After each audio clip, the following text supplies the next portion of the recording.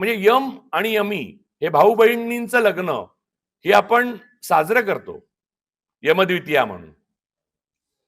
भाऊबीज हा काय आहे? म्हणजे यम आणि यमीचं लग्न आहे. सरस्वती ही ब्रह्मदेवाची मुलगी होती, जिच्यावर त्यांनी बरेप केला. पुराणं जी आहेत 18, ज्यात गरुड पुराण, अनेक पुराणं येतात, ती पुराणं जी आहेत ती बहुजनांसाठी आहेत, ती ब्राह्मणांसाठी नाही आहेत. म्हणून शाहू महाराजांच्या बाबतीत वेदोक्त आणि पुराणोक्त झालेलं. आणि मंत्रामध्ये शक्ती असती तर आपण 700 वर्ष मुघलांच्या आणि 200 वर्ष ब्रिटिशांना कोणते मंत्र घातले होते की ज्याच्या का त्यांनी आपल्यावर घातले होते की ज्याच्यामुळे आपण दबलो? ब्राह्मण हे सगळ्यात इन्फिरियरिटी कॉम्प्लेक्सने ग्रस्त असलेली जमात आहे आणि ती हजारो वर्ष अशीच काय मला कळत नाहीये. आपल्या ब्राह्मणांच्या, आपल्या म्हणजे आपण दोघ्याच्याच नव्हे, आपल्या ब्राह्मणांच्या म्हणजे आपल्या देशातल्या ब्राह्मणांच्या ज्ञानाबद्दल किंवा वेद आणि काय यांना काय माहित नाही, संस्कृती वगैरे असं आपण म्हणतो. किती ब्राह्मणांना संस्कृती माहिती आहे? 4 वेद आहेत, 10 उपनिषद आहेत आणि 18 पुराण आहेत. नावं सांगशील तू मला? नाही, 4 झाले ना. 4 वेद आहेत, 10 उपनिषद आहेत. सांग. ईश, केन, कठ, प्रश्न, मुंड, मांडुक्य, ऐतर्य, तैतर्य, छांदोग्य आणि बृहदारण्यक ही 10 उपनिषद आहेत. त्याच्यामध्ये कुठेही देव किंवा मूर्तिपूजेचा उल्लेखच नाही. 4ही वेदामध्ये, ऋग्वेद, सामवेद, अथर्ववेद, यजुर्वेद या 4ही वेदामध्ये कुठेही आवाहन जे आहे ते यज्ञाला आहे, अग्नीला आहे, सूर्याला आहे आणि बळी जो आहे तो गायीचा आहे. त्याच्यामध्ये कुठेही देवतांना आव्हान नाही. इंद्रदेव, वरुणदेव वगैरे म्हणजे जे निसर्गाची पंचमहाभूत आहेत त्याच्यामध्ये मूर्तीपूजा कुठेही नाहीये. ह्या ज्या आज आपण देवांच्या मूर्त्या पुजतो त्या रवी वर्माने मॉडेलवरनं काढलेली चित्र आहेत आणि त्यातल्या ज्या लक्ष्मी आणि सरस्वतीची चित्र आहेत त्याला जी मॉडेल वापरले त्याच्यावर खूप वादंग झालेले, कारण त्या काळात चांगल्या घरातल्या बायका मॉडेल म्हणून बसत नसत. सत्य फार भयंकर असतं. ते जास्त बोलेन मी तर फार प्रॉब्लेम होतील. आपल्याला आपल्या धर्माविषयी आदर वाटतो आणि जातीविषयी, कारण आपल्याला त्याच्याविषयी माहिती नसतं. आपल्याला माहित वाटलं झालं तर लाज वाटेल. भारद्वाज ऋषींची तुला गोष्ट माहिती आहे ना, त्यांचा वंश कसा वाढला ते सांगू पुढे?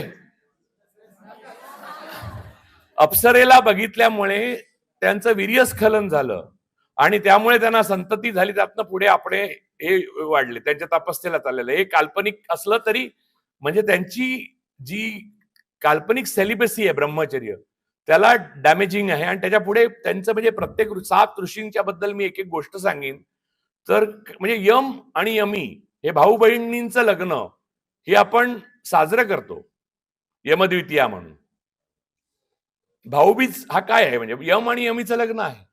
सरस्वती ही ब्रह्मदेवाची मुलगी होती, जिच्यावर त्याने बरेप केला. हे सत्य आहे का नाही केला? हा, पण त्याला एनर्जीला मुलगीच म्हणतात ना. आपली एनर्जी म्हणजे आपलं मूल. आता तुम्ही लक्षात घ्या, पण मग सरस्वती देवी तरी होऊ शकत नाही. रिडल्स ऑफ हिंदुइझम मध्ये हे बाबासाहेब आंबेडकरांनी सविस्तरपणे लिहिलेलं आहे सर. आणि बाबासाहेब आंबेडकरांनी लिहिलं नसलं तरी ते सत्य आहे.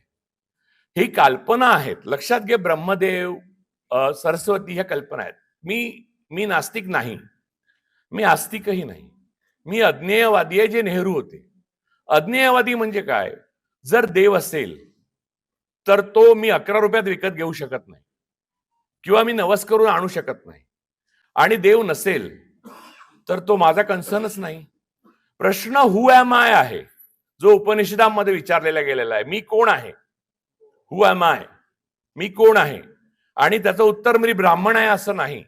याचं कारण यजुर्वेदामध्ये ब्राह्मण धर्माचा उल्लेख आहे आणि तो एकच धर्म आहे ज्याला आपण हिंदूवाद किंवा सनातन म्हणतो. सनातन शब्द वेदांमध्ये किंवा उपनिषदांमध्ये नसून तो बुद्ध धर्माचा शब्द आहे आणि भगवा हे बुद्धांचं नाव आहे, भगवान. त्याच्यावरनं पुढे म्हटलं तर एक मिनिट माझं पूर्ण आल्यावर तुम्हाला उत्साह मी समजू शकतो. असं बोलणं केल्यावर उत्साह येतो. आता ह्या ज्या गोष्टी आहेत बघ, मला तुला दुखवायचं नाहीये किंवा तुझ्या श्रद्धांवर पण प्रहार करायचा नाही, की कोणाच्याच नाही. पण मला एक गोष्ट तुला सांगायची की निगेटिव्ह म्हणजे शेवटी काय?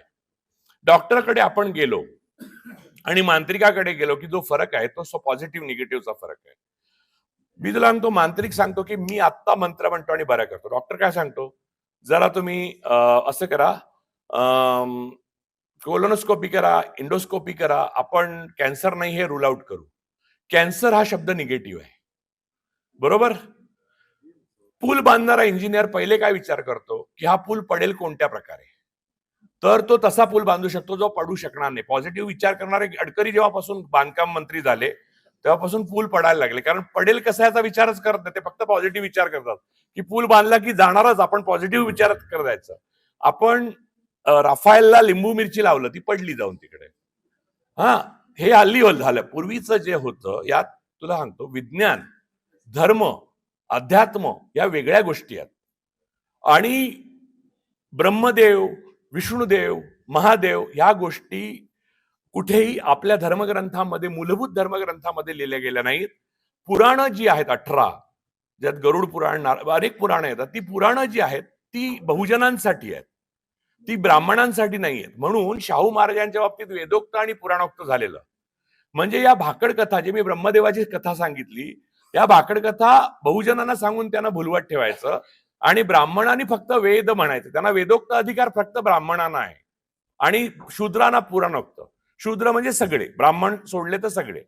तर या सगळ्या गोष्टीचा आपल्याला अभिमान का वाटावा, एक गोष्ट. दुसरी गोष्ट, निगेटिव्हला पॉझिटिव्ह करण्याची ताकद मंत्रामध्ये असती तर ब्रिटिश येण्या अगोदर आपल्या इथे ऍव्हरेज एज माणसाचं 30 ते 35 होतं. ती आपले पेशवे त्या काय ते चाटण, गुळण्या, नंतर ते अर्क, लेड सगळं घ्यायचे, आणि एकादशणी झाली की संपले, पेशवे गेले, मग श्रीमंत गेले तर दुसरे झाले.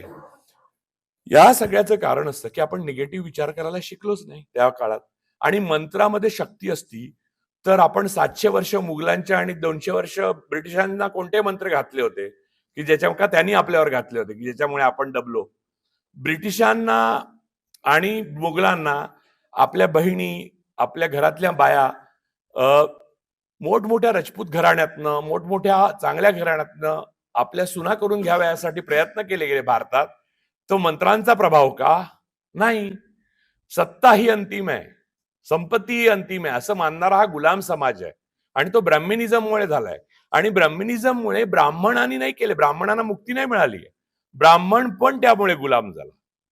स्वतः लोकमान्य टिळक जेव्हा परदेशात जाऊन आले तेव्हा परदेशात समुद्र मार्गे जाणं हे निषिद्ध होतं धर्माने, म्हणून त्यांनी सोन्याची योनी म्हणजे वजायना तयार करून ब्राह्मणांना दान दिली. पुण्यातल्या ब्राह्मणांनी ती वितळवली आणि आपापसात वाटून खाऊन टाकली. आता सांग की जर समुद्र प्रवास आपल्याला निषिद्ध नसता, जो शिवाजी महाराजांनी आरमार उभा करून निषिद्ध असलेला नकार केला, तर आपण लंडनवर राज्य केलं असतं ना, की लंडनचे लोक आणि पोर्तुगीज आपल्याकडे आले असते. हा कोणता आपला संस्कृतीचा भाग आहे चांगला. आणि निगेटिव्ह आणि पॉझिटिव्ह हे सगळं फेक आहे. Positive thinking is a fake thing. तुला मॅनिफेस्टेशन खरं आहे, म्हणजे तुझ्या मनात जर तू ठरवलंस की एक दिवस मी भारताची पंतप्रधान होईन तर तू होशील, पण याच्यामध्ये तुला नकारात्मक सगळ्या गोष्टी विचार कराव्या लागतील की यामध्ये काय काय अडथळे येतील. तू पॉझिटिव्ह म्हणजे आज हा मनुष्य माझा शत्रू नाहीच आहे, नाहीच आहे, नाहीच आहे, माझा नाहीच आहे, नाही शत्रू नाहीच आहे, शत्रू नाहीच आहे, हा फॅसिस्ट नाहीच आहे, नाहीच, असं नाही होणार. तू कोणताही मंत्र मार, तो थांबणार नाही. नाहीतर तुमच्या मुलींच्या रक्षणाकरता मिरची पुढच्या ऐवजी मंत्र दिले नसते का घरच्यांनी? घरच्यांचं काय? अरे कुठचे मंत्र मला दे, तुला येत आहेत ते, मी वाटतो. मी तुला विश्वास ठेव माझ्यावर. मी संस्कृत भाषा मुळातून वाचलेली आहे, अभ्यास केलेला आहे. मी हे सगळं जे तू सांगतेस ते वाचलेलं आहे. त्यात 52 कशी सोनं आहे ना, ते फक्त उपनिषदामध्ये थोडं थोडं तुकड्या तुकड्यात आहे. आणि 10 उपनिषद वाचावी अशी आहेत जी कधीच कोणी ब्राह्मण वाचत नाही. वेदांमध्ये कल्पना विलास आहे आणि काही गंमत आहे. वेदांमध्ये गंमत आहे म्हणजे मनोरंजक म्हणून वाचायला. पुराणांमध्ये तर तुला माहितीच आहे की गंमतच गंमत आहे. सगळ्या चॅनलवर पुराणच चालू आहे सध्या. तर पुराण हे शूद्रांसाठी, कारण त्या कथांमध्ये त्यांना गुंतवून ठेवून ब्राह्मणाने राज्य करावा ही कल्पना आहे. म्हणून शाहू महाराजांना वेदोक्त मंत्र न म्हणता पुराणोक्त मंत्र म्हणत होते. ते राजाराम शास्त्री भागवताने उघडकीला आणलं, त्यामुळे शाहू महाराज भडकले आणि त्यांनी ते पुढची जी सगळी टिळकांची आणि शाहू महाराजांचं भांडण झालं ते त्याच्यातनं झालं. पण त्याच टिळकांना नंतर परदेशात गेल्यामुळे सोन्याची योनी द्यावीच लागली. ते अपवाद नाही ठरले. एवढंच नाही तर त्यांच्या घरामध्येच त्यांचा मुलगा श्रीधर टिळक हा बंडखोर निघाला आणि तो बाबासाहेब आंबेडकरांचा जवळचा अनुयायी मित्र होता. त्याला केळकरांनी एवढं छळलं या ब्राह्मणवाद्यांनी की त्यांनी रेल्वे रुळावर जीव दिला. टिळकांच्या सख्ख्या मुलाने श्रीधर पंतांनी. तेव्हा बाबासाहेब आंबेडकरांनी मोठा अग्रलेख लिहिलाय त्याच्यावर. आता काय सांगू, टिळका एवढा मोठा ब्राह्मण झालाय काय जगात? नाही ना, का झालाय? शंकराचार्य असतील तर आद्य शंकराचार्य. मग आद्य शंकराचार्यांचं बहुतेक तत्वज्ञान हे बुद्धांचं तत्वज्ञान आहे. बुद्धांच्या पुष्यमित्र शृंगाच्या उदयानंतर बुद्धांनी, आणि हे सगळं मी बोलतोय ना ते नेहरूंनी लिहिलंय बरं का, वेगळ्या प्रकारे कुठेही कडवटपणानं आणता त्यांच्यात लिहिलंय त्यांनी. आद्य शंकराचार्यांचं सगळं जे तत्वज्ञान आहे मायेचं, मिथ्या असण्याचं, ते तत्वज्ञान हे मूलतः बुद्धांचं तत्वज्ञान आहे. आणि बुद्धांचं तत्वज्ञान म्हणजे काय तुला आज मी सांगतो, तू आयुष्यभर लक्षात ठेव, तुला फायद्याचं होईल. बुद्ध मरेपर्यंत सांगत नव्हते की देव आहे का नाही. तर त्यांना शेवटी त्यांचा शिष्य आनंदने विचारलं की देव आहे का नाही, हे तुम्ही काय सांगितलं नाही, तुम्ही नसताना तथागत आम्ही काय करू. त्यांची वेगवेगळी नावं आहेत. त्यांना अरहंत म्हणतात, त्यांना तथागत म्हणतात, त्यांना बंदे म्हणतात, वेगवेगळ्या म्हणतात. त्यांना नववा अवतार म्हणत नाहीत. आपण त्यांना देवघरात ठेवत नाही, खोटं आहे ते. कारण घाबरून आपण त्यांना केलेत नववा अवतार, कारण त्यांच्या प्रभावामुळे. गांधीजी जसे प्रातस्मरणीय तसा नववा अवतार. तर मूळ मुद्दा असा की बुद्धांना विचारल्यावर बुद्धांनी सांगितलं की आनंद, एक मुलगा जर लहानपणापासून, आता तुझंच उदाहरण घे, माझं उदाहरण घे. आपल्याला भारद्वाज गोत्रे आपल्याला माहित असतं, लहानपणापासून 25 वर्षापर्यंत एका खोलीत ठेवलं असतं, सगळं दिलं असतं, शिकवलं असतं, बाहेर काढलं असतं. आपल्याला धर्म माहित नसतं, आपली जात माहित नसली, आपले गोत्र माहित नसतं. हे सगळं कोणीतरी सांगितलंय ना आपल्याला, व्यवस्था. बरोबर. मूळ मुद्दा हा आहे की बुद्ध असं म्हणाले की ज्या गोष्टी आपल्याला जन्माबरोबर येत नाही, पण तुला मी असा हात केला तर तू घाबरली असती, मला असा हात तू केला तर मी घाबरलो असतो.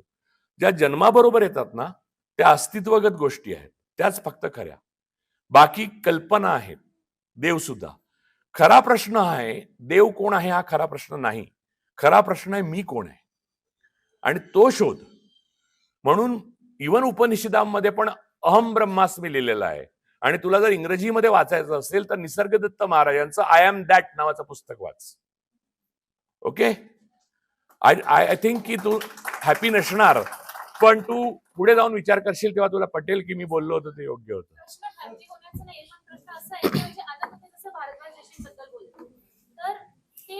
आपल्याला माहिती आहे, आपण ब्राह्मण आहे, आपण थोडंफार त्याचा अभ्यास केला, बाकी कोणी केलं नाही. आता इथल्या सगळ्यांचा व्ह्यू एकदम नेगेटिव्ह होऊन जाईल की अरे यांच्या धर्मामध्ये असं आहे तसं. अरे एक मिनिट सगळं संपायच्या तुला एकच सांगते, एक मिनिट. इथे सगळे बहुजन जे आहेत ना त्यांना ब्राह्मण व्हायचं आहे. त्यांना जानवी कधी घालतात असं झालंय. तू अजिबात काळजी करू नको. भारतातल्या बहुजनांचा दुर्दैव हे आहे की त्यांना ब्राह्मण धर्म नष्ट करायचा नसून त्यांना ब्राह्मण व्हायचं आहे.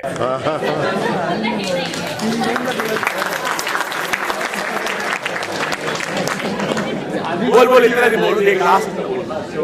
बरं का ताई, आम्ही जे विधी करतोय हे प्रचंड दडपणाखाली करतोय, समाजात राहायचंय म्हणून. बस. म्हणजे माझं हे बोलणं आहे की सेक्शुअली कनेक्टेड म्हणजे आधी हे असं होणं हे खूप कॉमन होतं. ते फक्त हिंदुइझम और सनातन मध्येच नाही, पण दुसऱ्या धर्मांमध्ये बघितलं तरी ते तिथं पण तसंच आहे. खूप असे नेगेटिव्ह थिंग्स आहेत, तर ते आपण कधी ओपनली बोलतच नाही. बोलतो ना आपण. आपलं घर दुरुस्त आधी करतो का शेजाऱ्याचं करतो? हे बा, आता मी माझ्या घराला रंग काढायला घेतलाय, जास्त उरला तर शेजाऱ्यांचा लावी. बरोबर की नाही?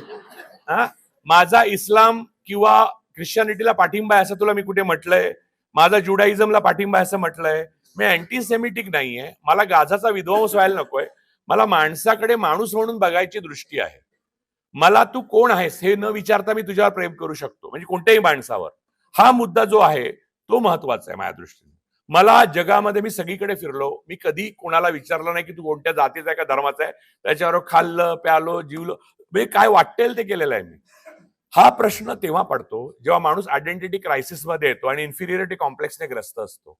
ब्राह्मण हे सगळ्यात इन्फिरियरिटी कॉम्प्लेक्सने ग्रस्त असलेली जमात आहे, आणि ती हजारो वर्ष अशीच काय मला कळत नाहीये. नाही तुझा view, I respect your view ma'am, I respect.